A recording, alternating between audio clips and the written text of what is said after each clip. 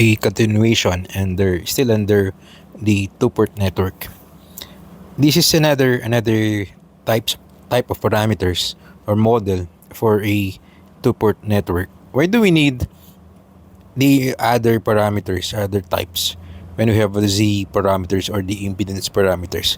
Simply because in the previous discussion, if you look at the Z parameters, there are some cases that the Z parameters does not represent the whole network, or it means the Z parameter of the network does not exist, so we can not use the Z parameters. So there's a need for us to find alternative ways to model our system or our network. So another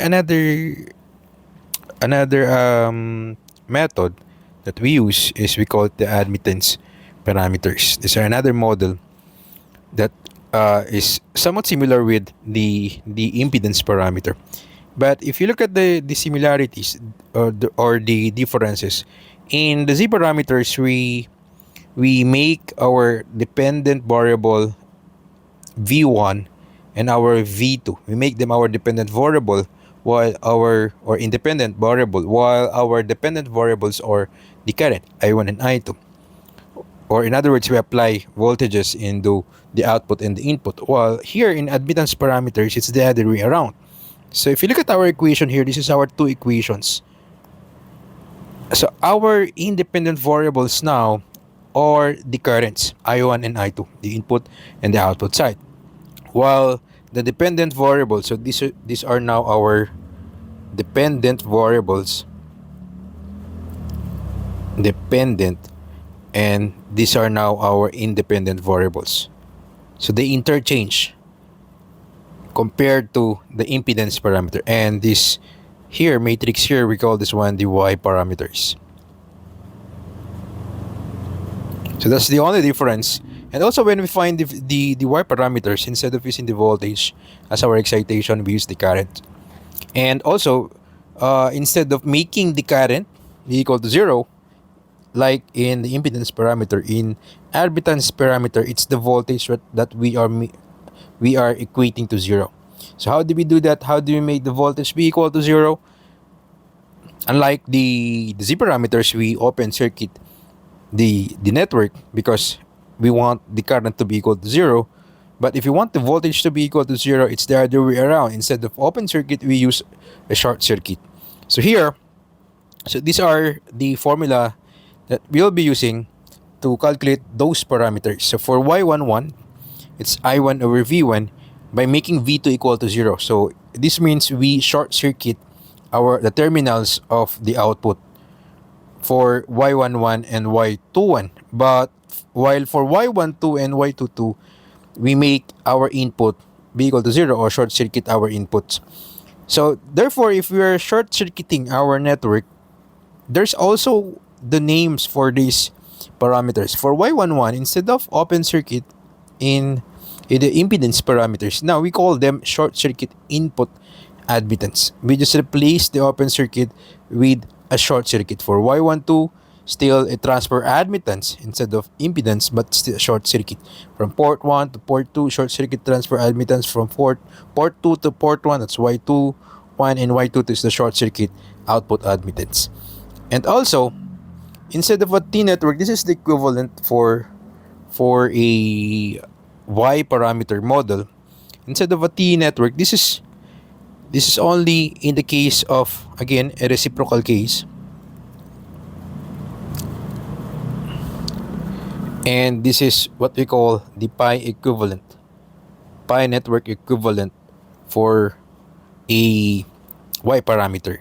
So this is the you can memorize this form. This is Y22 plus Y12, negative Y12 for the upper part, and the left is Y11 plus Y12. So now, so that's the equivalent. You can memorize that if you want, but if you don't want to memorize those formulas, you can just use this one. So let's take an example. Determine the Y parameters of the circuit. So it's a pi network with simple resistance or resistors in the circuit. Solution. So first, let me draw the equivalent circuit or the circuit. We apply the voltage, or we're not applying the voltage, we're applying the current because this is a y parameter. So if the case, if we solve for y11, when the voltage at the secondary or the output is equal to 0. So I just copy, I apply a current source, which will I call I1. This will be our I1. Then we have 40 ohms. Then we have, this is 40 ohms. And this one is 20 ohms. And then we have 80 ohms on this side. Then in the output side, what we want is a voltage. So these are the terminals. Plus, minus. So this is B1. This will be V2. We want this one to be equal to 0. So to do that, we just need to short circuit that terminal. But there's still a current flowing to that, and that will be I2. So this is the case where V2 is equal to 0. So to solve for Y11, we need this circuit, because Y11, the formula for Y11 is I1 over V1, where V2 is equal to 0. So we need to relate I1 and V1. Where is I1? I1 is somewhere here. And V1 is the voltage across 400 ohms. And we don't care about I2. But if you look at the right side, this part is a short circuit part. So what does it mean? Then we can just ignore that and make a short circuit line towards the bottom side of the circuit. So it means 40 and 20 ohms are just in parallel, because 80 ohms is short circuited. So 80 ohms does not exist in the picture anymore. So we can just calculate our V1, because this is just a simple parallel circuit, 40 and 20. B1 by Ohm's law will be just equal to the total current, which is I1, multiplied by the total impedance. And the total impedance is the parallel combination of 20 and 40. So 20 times 40 divided by 20 plus 40. And to calculate that, we can just use this one.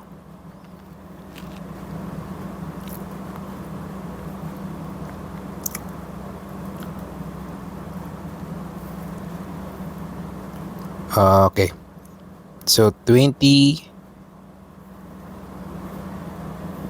times 40 divided by 20 plus 40, that's 40 over 3, or that's around, just 40 over 3. 40 over 3 multiplied by I1. Then we can now substitute that here. So we can solve for Y11. So Y11 now will be equal to I1 divided by 40 over 3 I1. Then cancel out. Then Y11 will be just 3 over 40. 3 over 40. That's around 0.075. The unit will be in Siemens. Next, another one that uses V2 equal to 0. So if you look at the formula here, so these two, Y21 is when V2 is equal to 0. So we can solve Y21 first before we go to the other parameters, because we already have the circuit here. So Y21 will be equal to I2 divided by V1 when V2 is equal to 0. So if you look at the circuit, we need I2. So we have I2 in the opposite direction of I1. So this is also I2 here. Look at that. That's also I2, because 80 ohms is a short circuit. So all the current will go back to the 20 ohm resistor. So we can use that in our advantage to calculate our V1, our V1 is the voltage across the 40 ohms. And to solve for that voltage, we can use I1 also and calculate for the total impedance. So we'll be doing that. We'll be solving for I2 by using a current divider theorem. Then we'll be solving for V1 by Ohm's law, and the total current will be I1. So we substitute in terms of I1 for V1 and also for I2. So for I2, here, I2 will be equal to, again, by current divider. But if you look at this one, it's the opposite direction. So we need to put or include a negative sign because it's the other way around. When we solve I2, it should be in the same direction as I1 if we want to use the current divider theorem. It was derived that way. But in this case, because they are in opposite direction, we can just put a negative sign into our equation. So negative of the total current, which is I1, multiplied by the opposite resistor, which is 40 ohms, divided by 20 plus 40 ohms. So this will be 40 divided by 60, 2/3. That will be negative 2/3 of I1. So that's for I2. Then we solve V1 in terms of I1. So by Ohm's law, V1 will be equal to I1 multiplied by the total impedance. So in our case, because 80 ohms is short circuited, 40 is just in parallel with the 20 ohms. So V1 will be equal to I1 multiplied by the parallel combination of that two, 40 times 20 divided by 40 plus 20. And we already solved that.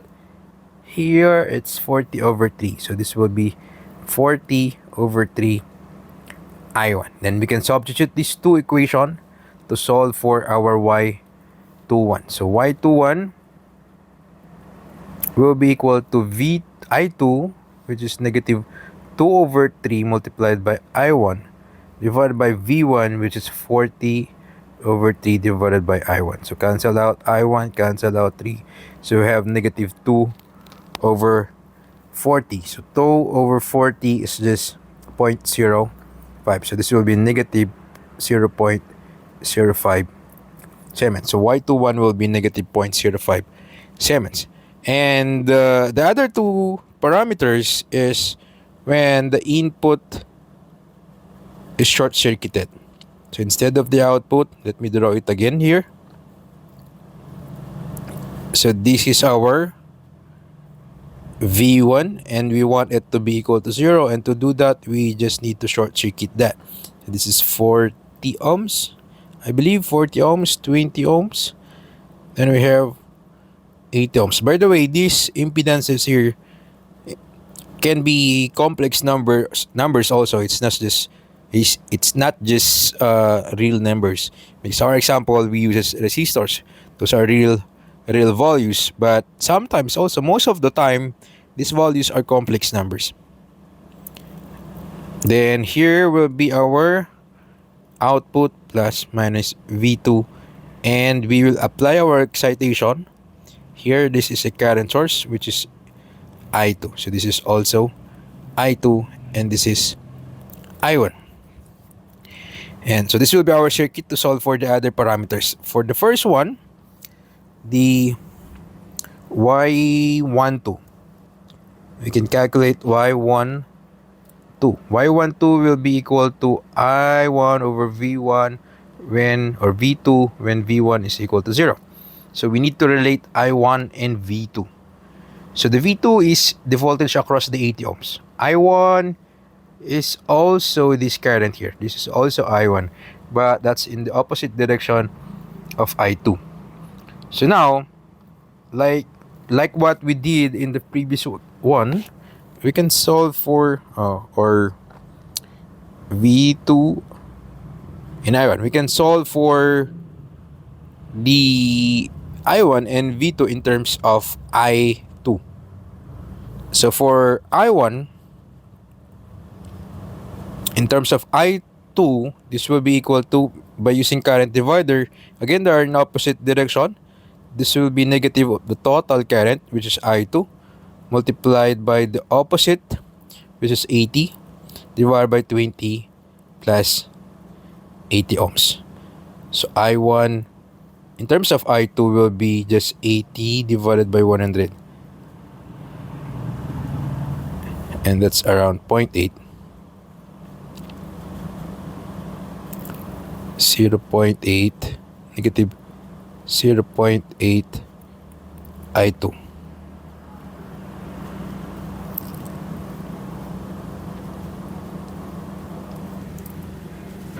Or 4 over 5, negative 4 over 5 I2.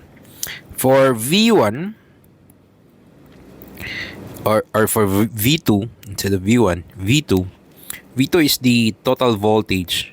So we just need to multiply the total current, I2, with the total impedance. The total impedance will be the parallel combination of 20 and 80. So 20 multiplied by 80 divided by 20 plus 80. 20 times 80 divided by 100.